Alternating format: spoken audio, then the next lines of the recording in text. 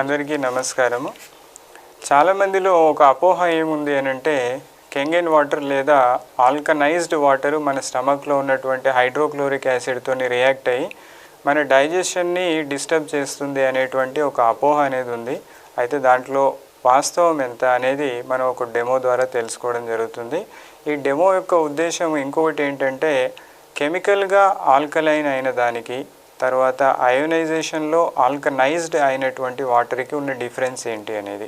So ఇక్కడ మన ముందు ఒక రెండు న్యాచురల్గా యాసిడిక్గా తర్వాత కెమికల్గా యాసిడిక్గా ఉన్నటువంటి రెండు పదార్థాలు, న్యాచురల్గా ఆల్కలైన్ కెమికల్గా ఆల్కలైన్ ఉన్నటువంటి రెండు పదార్థాలను పెట్టడం జరిగింది.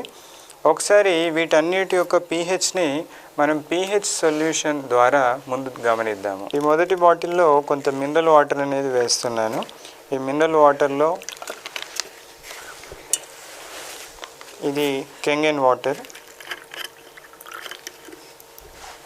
ఇది హైడ్రోక్లోరిక్ యాసిడ్ అంటే మన స్టమక్లో ఉన్నటువంటి హైడ్రోక్లోరిక్ యాసిడ్ లాంటి సిమిలర్ కెమికల్ ఇది.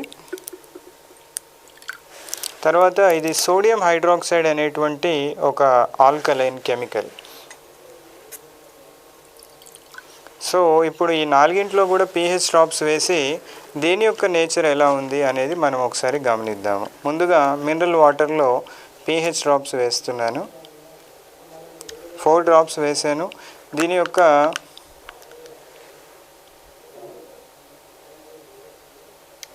ఇది కెంగెన్ వాటర్లో వేసాము, ఇది హైడ్రోక్లోరిక్ యాసిడ్లో వేసాము. సో ఇక్కడ మన ముందు సోడియం హైడ్రాక్సైడ్లో pH డ్రాప్స్ అనేది వేయడం జరిగింది. ఇప్పుడు మీరు గమనిస్తే మొదటిది ఇది యాసిడిక్ ఆమ్లతత్వాన్ని కలిగినటువంటి మినరల్ వాటర్, ఇది క్షారతత్వాన్ని కలిగినటువంటి కెంగెన్ వాటర్, ఇది స్టమక్లో ఉన్నటువంటి హైడ్రోక్లోరిక్ యాసిడ్ అండ్ ఇది సోడియం హైడ్రాక్సైడ్. అయితే చాలామందికి అపోహ ఏంటి అని అంటే ఈ హైడ్రోక్లోరిక్ యాసిడ్ అనేది మన కెంగెన్ వాటర్ ద్వారా న్యూట్రలైజ్ అవుతుంది అని. అయితే మనం దానికంటే ముందుగా ఈ యాసిడిక్ నేచర్ ఉన్నటువంటి మినరల్ వాటర్ని కెంగెన్ వాటర్ ఏమన్నా మారుస్తుందా అనేది గమనిద్దాము. ఇప్పుడు ఈ మినరల్ వాటర్లో నేను కెంగెన్ వాటర్ పోస్తున్నాను. ఇది ఆల్కలైన్గా మారింది, దీని కలర్ అనేది ఆల్కలైన్గా చేంజ్ అయింది. అంటే మైల్డ్ యాసిడిక్గా ఉన్నటువంటి మినరల్ వాటర్ని ఇది ఆల్కలైన్గా మారుస్తుంది.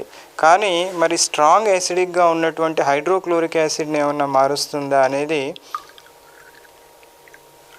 ఇప్పుడు ఒకవేళ గమనిస్తే హైడ్రోక్లోరిక్ యాసిడ్తో ఒకవేళ కనుక కెంగెన్ వాటర్ని కలిపినప్పుడు దాంట్లో ఎటువంటి మార్పు అనేది లేదు, అది ఇప్పటికీ కూడా యాసిడిక్గానే ఉంది.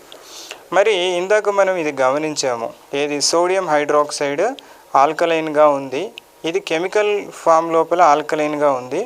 అయితే ఈ వాటర్ని ఇప్పుడు మనం ఇందులో వేసి చూద్దాము.